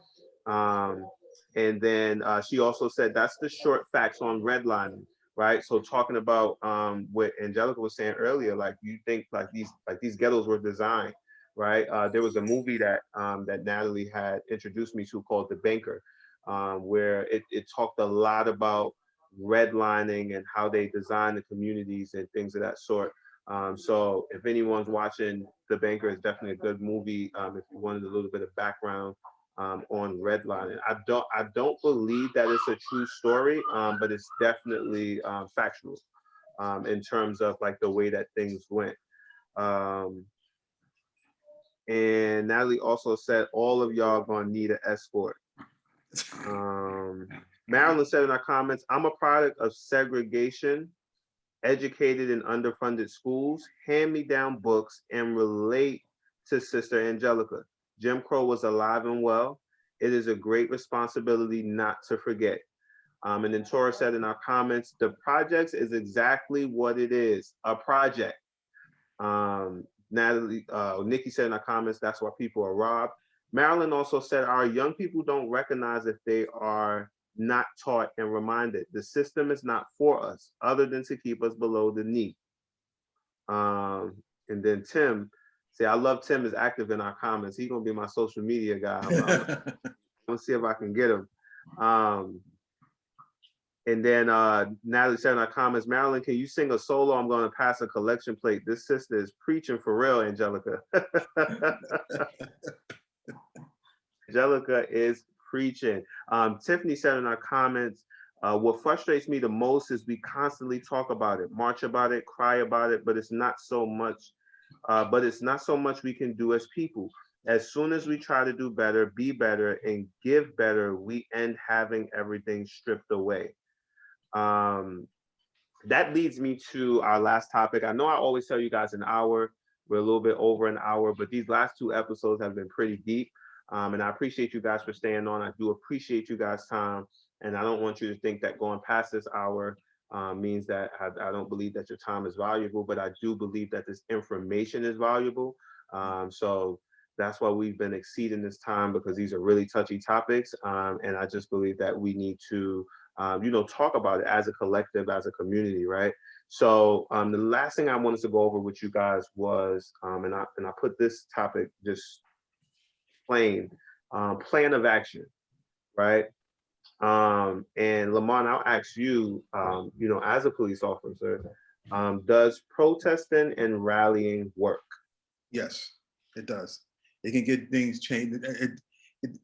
Change happens in numbers, in large numbers, and you can get a politician to change his mind if there's enough people there to change it for him. And I'd go with a group. There's a group in the city as well as in America that nobody can go behind, because if they want something changed, they can get it changed that day, and that is the Jewish people. They will. I've seen a rabbi said, "I will call the mayor, and things will be, and my CO will be in a different precinct at the end of the day." So it all has to do with unity. If we have a lot of unity, there's nothing they can do. That's where the change is going to come from. And we saw that last June with the George Floyd thing, when all the protesters went around in the city, things changed. Right. Things changed. Laws changed. Our patrol guide changed by 300 pages on you can't grab nobody above the waistline. You can't grab nobody by the neck. My sergeant got fired 2 months ago because he grabbed somebody by the neck. So it's all with unity. Right. I love the unity that you're talking about, because a lot of times certain areas or certain people, I should say, resort to what they're calling now is looting. I personally don't particularly care for the idea of burning down a random supermarket. Yes, but last year that had a lot to do with, it wasn't the people protesting, that has a lot to do with Antifa. They did a lot of that. Those are the guys that were wearing the black mask and going around breaking windows and stuff like that. That was them. They're doing all that looting and taking advantage of the situation. Most of the people were just carrying their banners and walking and chanting. Those Antifa people came in, they wanted to throw bottles, they wanted to crash windows, and that was all of them. They're the radical group that we really don't need. See, thank you, Lamont. And I'm happy that you said that, because this is something that I believe that we're all aware of, right? But again, how I like to approach our conversations with each other is even, not with my point of view, right? Because I don't ever want it to seem like, again, this is the way, right? Yeah. We can say what we agree with, what we don't agree with, and then as the conversation goes on, we can address the elephant in the room. And I thank you for addressing the elephant in the room. I'm glad that the verdict came down today. I thought he was only going to get one, but he got all three, and I'm happy for it. Right. He deserved what he got. Right. And you know what? I was going to address that at the end, but thank you for bringing that up now. Right. And I'm with you on that one, because at the end of the day, we've seen too many times where situations occur and only like you get like the least charge. Like you have 3 charges and you get the least one, and then you walk away with, or you get 2 and probation. Yeah, because it only took them 10 hours, and for a trial like that was quick. And I was like, ooh, he's in trouble. Yeah, yeah. Because their minds were already made. And you know, the interesting part about that, they were asking, I believe it was on CNN, like an experienced defense attorney or prosecutor, and they were saying that if the deliberation takes too long, they were asking him, do you think that means that it's more in the defense's favor or the prosecution? And they were saying that if the deliberation takes too long, that it is typically more in favor of the defense. Right. So the fact that it came out as soon as it did, and that the verdict was what it was, it shows that this shows a level of change that basically, and I'm, for lack of a better term, I'm from Brooklyn. We ain't playing. Like we not playing. Like we're not playing. It is what it is. And protest and rally and that unity that we see in the example that Lamar came, like in Jewish communities, like everything that we talk about, from policing, our own schools, own hospitals, stores, things of that sort, we see that in Jewish communities. And a lot of it is because of unity. Of course, there are other things that go into it. But in economics, right? There are other things I'm looking at it now. go into it, but a big part of it is unity, right?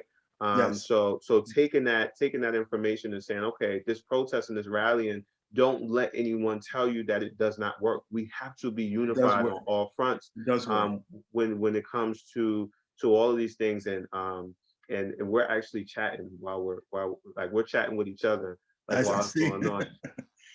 But unity, and as Angelica just pointed out to me, unity and education, right? And this is why conversations like this need to be had. Why we have to take the opportunity to say, I'm going to get information and better myself, right? Like we have to, it's nothing worse than a loud fool, right? So, we have to take this opportunity to better ourselves and know what we're talking about when we're able to put ourselves to get in a position, to get in the room, to change something, right? Like you don't want to get in the room to change something and you talking a bunch of nonsense. Me personally, if I'm in the room and I'm not speaking, I need Tim Jones or Angelica or Natalie in our comments, because they know they stuff. Like, and I need a Lamont for reinforcement, because like Natalie said, we're gonna need an entourage after this, right? So Natalie said in our comments, in Cali, they bust them in. They changed their white hoods for looting. So she addressed that elephant in the room. Marilyn said, you heard Trump, when the looting starts, the shooting starts. So a lot of people would say that looting is just a reason. White and at the White House, right? Okay. Yeah, the White House, that was terrible. So Zakia said in our comments, we are stronger than what we give ourselves credit for. They fear our unity. So yes. We just, I agree. It's like an unspoken truth, right? But now we have to act on it.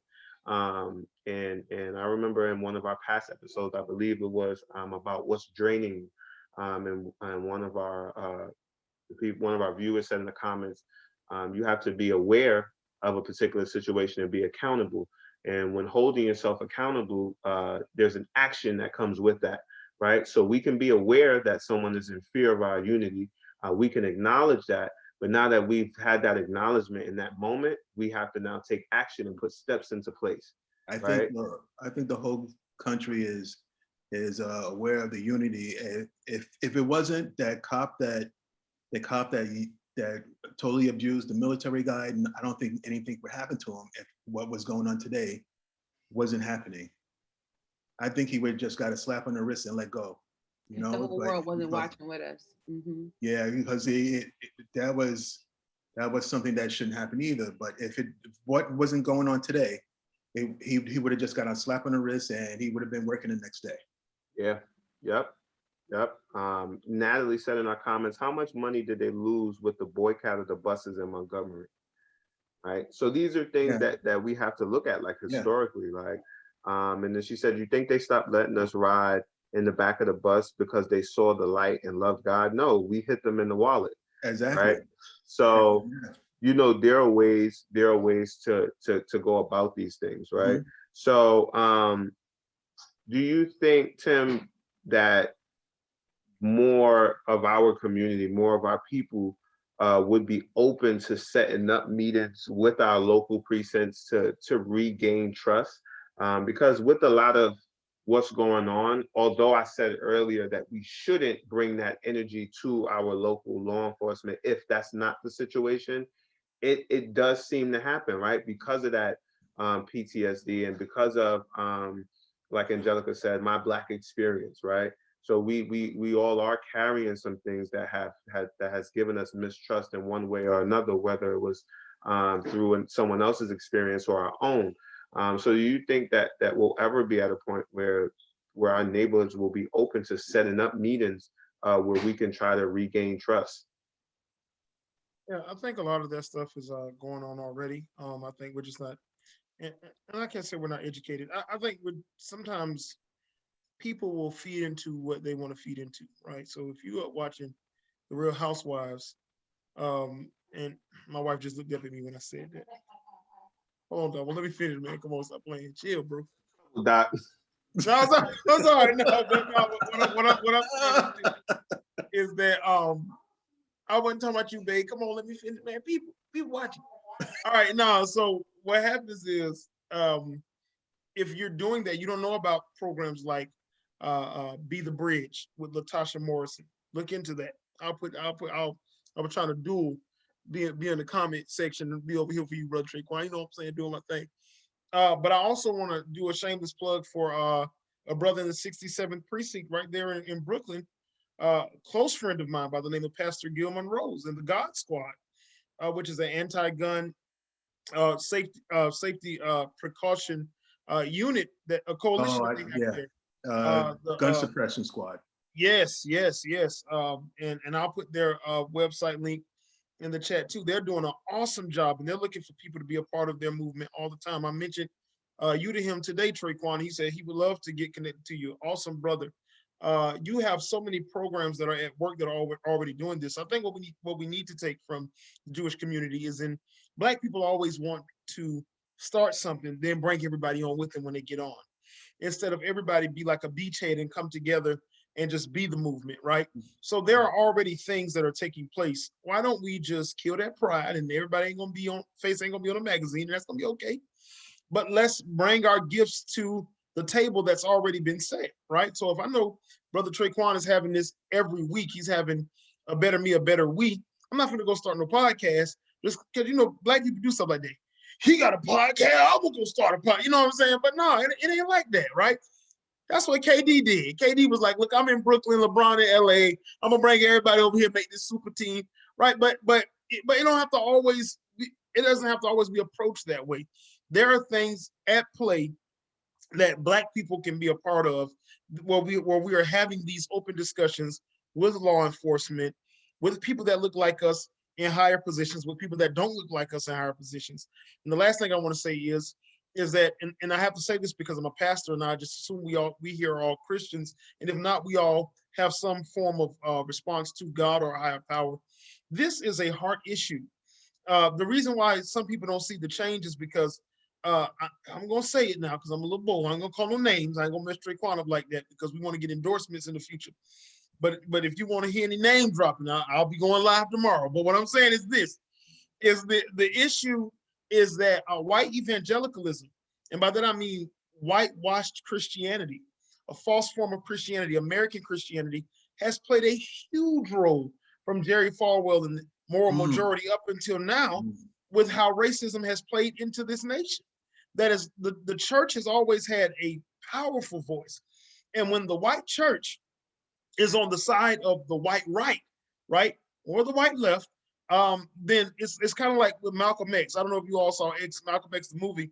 Malcolm X teacher who really liked him, right? So like a white progressive. And he said, I want to be the president. And he was like, that's good, but that's a good hope, but that ain't really gonna happen for you. Well, that's just like white Democrats that feel that way. They try to keep people in boxes. So either way, whether you're progressive or whether you're conservative, there is this feeling, there is this sense of superiority to Black people. So what we have to do is instead of running to everybody's kitchen and trying to eat from their table, we got to come together. And there are already groups that are in place. So we can't just say, let's come together. Research the groups that are in your community that are having these conversations. Go to city hall meetings. Or what, I don't know if you all have borough hall meetings. I don't know how it works, but here, go to city hall meetings. Find out who your local elected officials are. Up north, I know you all have aldermen and all the city council. Go to your city council people. Alexandria Ocasio-Cortez, I was in New York, that lady walked down the street going to get her sandwich. Go stop and talk to these people. Say, listen, what's going on Capitol Hill? What's taking place? I work for the congresswoman in our district. Find out what's going on. When you find, like, you guys may not know this, but the George Floyd Justice and Policing Act, right? The George Floyd Justice and Policing Act is still in limbo in Congress. Something that's supposed to bring reform to how the police are to be ran, change the systematic oppression and the racism that is related to gun violence from the police on people of color. It's in limbo. They mentioned it and they talk about it no more. So we need to be aware of this stuff that's going on. That's all I got to say tonight. Hey, man, thank you for bringing me on, Brother Trequan. I'm done. Listen, you guys do not have a time limit up here. I know a lot of people that will make a joke, a lot of the older folks, they say, you know, this is why you never give a preacher a mic, right?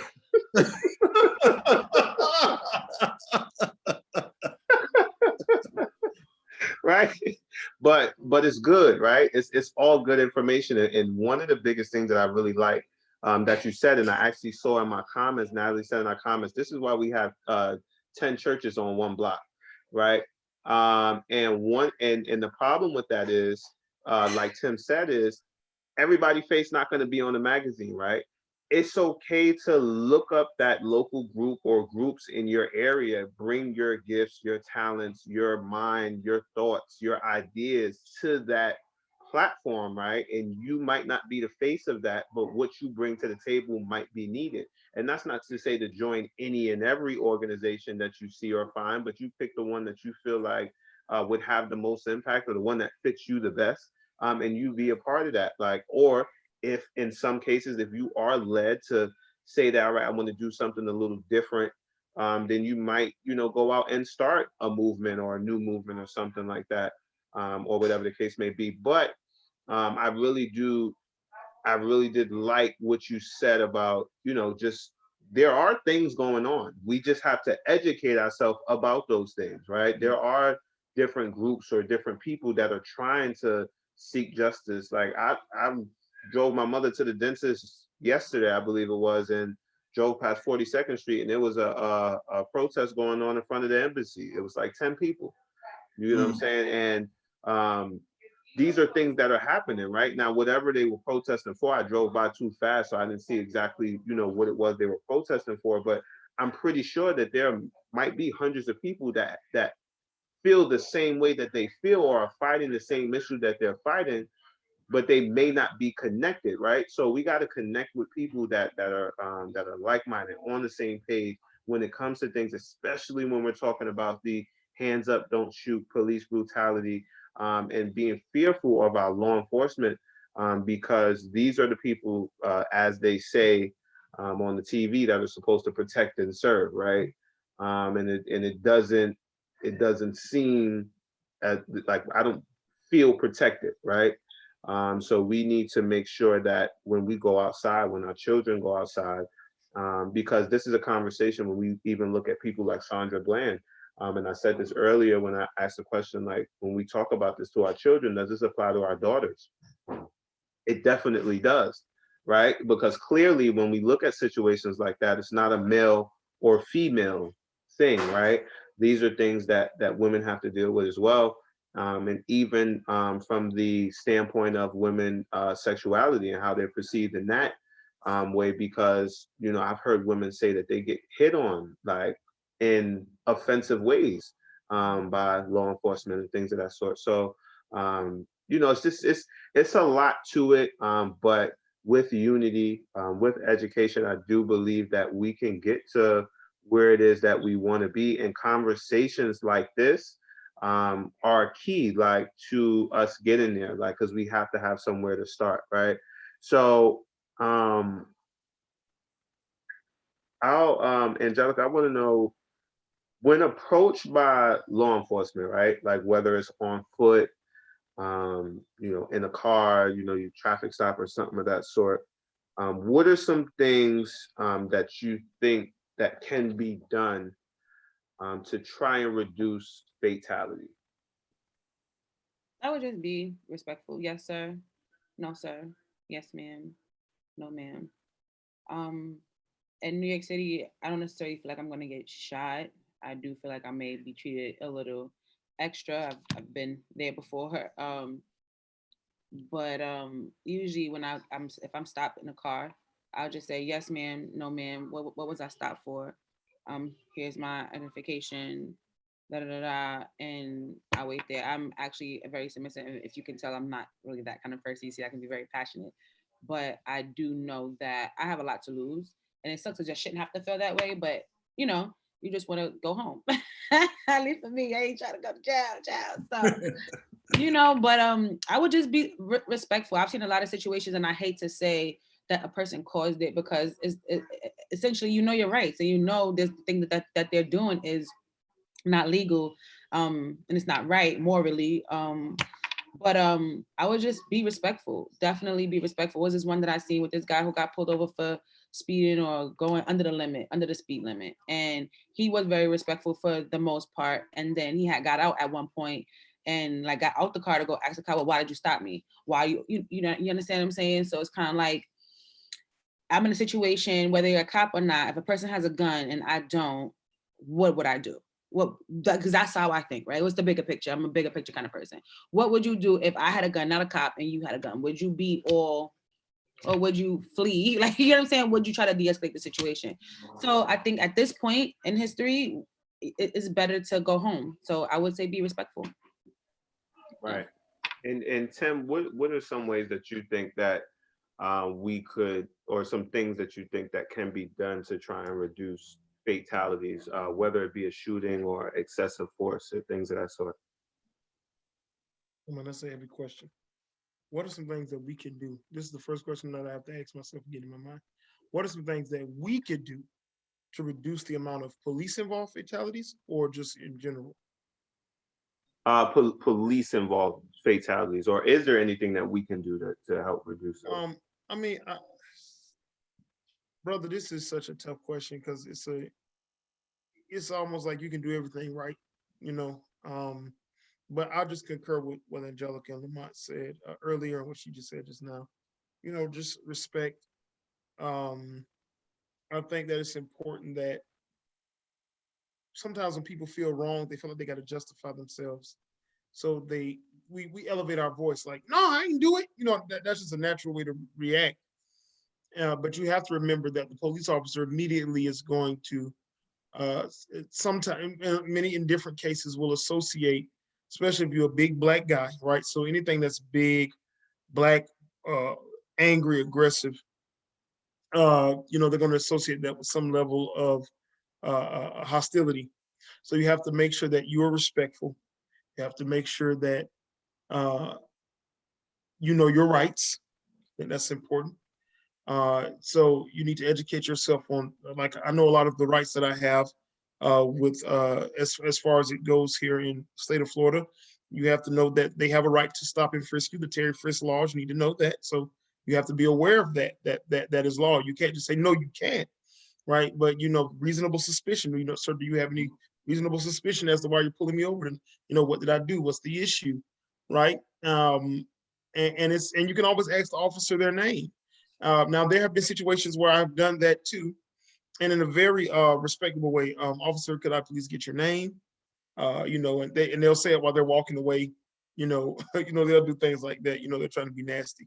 But you have some police officers that'll say, "Hey, my name's blah blah blah," and I'll say this too, and Lamont may know this. A lot of younger officers are really the ones that are always involved with these tragic situations. So a lot of new guys that have something to prove, that don't want to listen to their senior partners who are trying to help them and teach them the ropes. A lot of these, I have a friend who just finished the academy not too long recently here, and I pray for him because I already know he's a hot.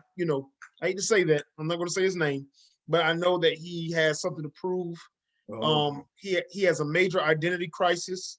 He was picked on in school, and so when you have all those things, you know he's kind of going through something right now, you know. And I don't want to go into any more of his issues, but that's affecting home, right? And so his spouse sees a major change in him, and so I'm talking to him all the time, talking to him, bro. Make sure you know, just because you don't want that to be deflected on anybody else while you're out there doing your thing, because you're gonna run across some disrespectful young brothers. And let me just say this: we got 3 men on here tonight. We have a beautiful sister on here tonight. I need to talk to brothers that's listening to me now. Those of you that have sons, right? Those of you that got kids. Brothers, I think that is so important that we talk to young men. We talk to our sons, our cousins, our little brothers, and we put them up on game on how to be respectable young men, right? How they address things, how they deal with situations, just in general, it goes a long way. I know up north saying yes, sir, and no, sir. So you ain't got to do all that. Down here, we just taught to say yes, sir. My mama slapped me in my mouth. I don't say yes, sir, no, sir. Yes, ma'am, no, ma'am. But just yes. Or, you know, how are you doing this morning? I'm going to tell the story, Trey Con, and I'm done. I was at Publix with my little sister. She had just moved here.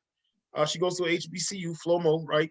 At Florida Memorial, and we were in Publix, and the police officer was there, and he said, how are you tonight? How are you guys doing tonight? And I was like, I'm well, sir. How are you? He said, there's a white dude. He said, I'm well, sir. How are you? He said, oh man, I was expecting you to say, oh, I'm good. This is his exact response.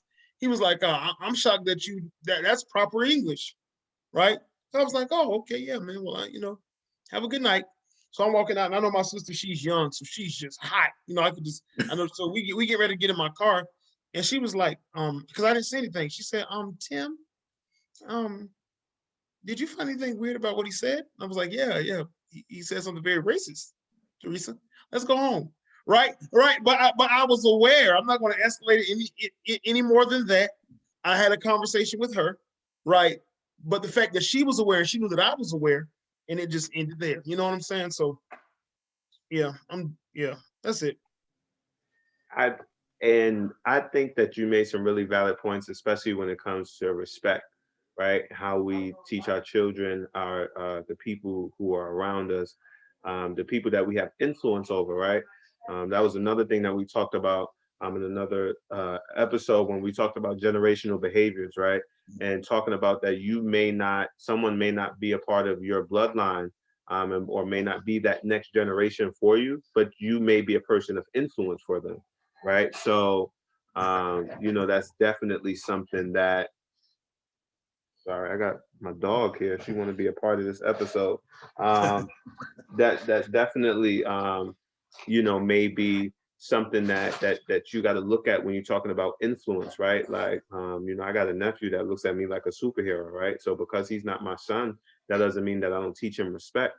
That doesn't mean that I don't give him structure, and things of that sort. So definitely, like, I really do agree with that, and being aware, right? Just because I'm aware of the situation, that does not mean I need to escalate it, right? So, I want to wrap it up. I really took you guys almost another 2-hour episode again, and I really appreciate you guys. I don't want to make this a trend. So let me just go. I want to go over the comments really quickly. Natalie said in our comments, teach Angelica, be respectful. Meekness is controlled strength. She said, Tim, Angelica, Lamont, and Traquan, I doubt you all will ever be the same after today. You have just scratched the surface of what is in your heart. I'm not worried anymore about our people. We have leaders in our Black community. You for. Look at what one man did. Dr. King, Malcolm X. I'm crying. You all are amazing. Please embrace your calling, as our God will make room for your gifts. So thank you so much for that comment. Thank you. And then Natalie said, we need to be bilingual. We have to learn how to speak away from our friends and family. Those were some of our comments. Again, sometimes I don't know what it is. I can't see a lot of the comments until the video is over. So if I didn't read your comment, I don't want you to think that like I looked at it or I overlooked it or something like that. For some reason, I just don't see them all. Like I'm working on that, like figuring that out. But for some reason, I just can't get it right. So we were able to go over some really, really good things as far as like where it starts, what are some things that we can do, our communities, and then having, you know, all of the different minds that we have today. We even went into some things that it related to the topic but weren't directly on topic, as far as redlining and funding and some acts, systemic, you know, racism and things of that sort. And then, and even as far as trainings, right? Like, I know we all were wondering, like, how do you mistake, you know, a gun for a taser, and do they have trainings on this, right? And then we were able to be enlightened on that, right? So much information in one episode. And like I always tell you guys, I really, really, really do appreciate your time, all of my panelists, all of you guys watching. I appreciate your time. Your time is valuable to me. You could have been doing anything else. You could have been watching Basketball Wives, Loving Hip Hop, you know, the basketball game, the football game. You could have been doing whatever you wanted to do, but you chose to be a part of this conversation and shed light on an issue that's really been plaguing our community. And I appreciate you guys for that, from the bottom of my heart. So as we wrap up, I'll just go across the board, starting with Angelica. Do you have any last words for our viewers? No, I just want to say thank you guys for having me. And it was a pleasure to hear all of the perspectives that I heard tonight. And God bless you all. All right. And Lamont, do you have any last words for our viewers before we get out of here? Yeah, I have to say thank you everybody for being here tonight, and don't forget, every precinct in New York City at the end of the month, there's a community meeting. Please go, please glow. Super dope, right? Make sure you're at that community meeting. Tim, any last words for our viewers before we get out of here? No, man. Thanks, bro. Thank you guys. You all are an awesome group. I'm glad to be here, part of this important conversation tonight. All right. Like I always tell you guys, Thursday, you guys will have the information as far as the illustration for the next episode. But I'm actually going to do something a little different as we wrap up. I'm going to let you guys know what I'm going to do next Tuesday, right? So because of the pandemic, we can't really be as close as we want to with people, and a lot of people's businesses are suffering because of that, right? Although in New York City, in certain areas, they're acting like the pandemic doesn't exist, no masks, and then we just all hanging out. But that's another story for another day. And then other areas as well too. But you know, that's another story for another day. But what I want to do, because when we talked about in our last episodes, accountability groups and being able to come together with people and help other businesses and things of that sort. Next Tuesday, the next episode will actually be a virtual pop-up shop.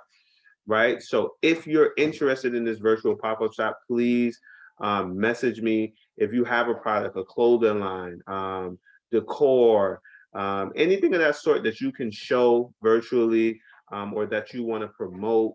You know, if you do fitness and you have a video of you training or something, anything you want to promote, let me know. I want to do a virtual pop-up shop with you guys. If there's anything like it, I can't think of how many different types of businesses there are, but if there's anything that you'd like to promote at the A Better Me Equals a Better We pop-up shop, let me know, and let's get you in here, right? Let's promote this business. Let's learn, grow together, and let's be unified, right?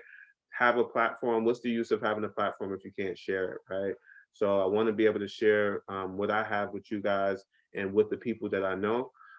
So that wraps up A Better Me Equals a Better We, episode 7, Hands Up, Don't Shoot. Thank you so much for your time. Thank you, Angelica, Lamont, and Tim. I really appreciate you guys. And I just want you guys to remember that a better me equals a better we. I'll see you guys next week, Tuesday at 8 p.m. Eastern Standard Time.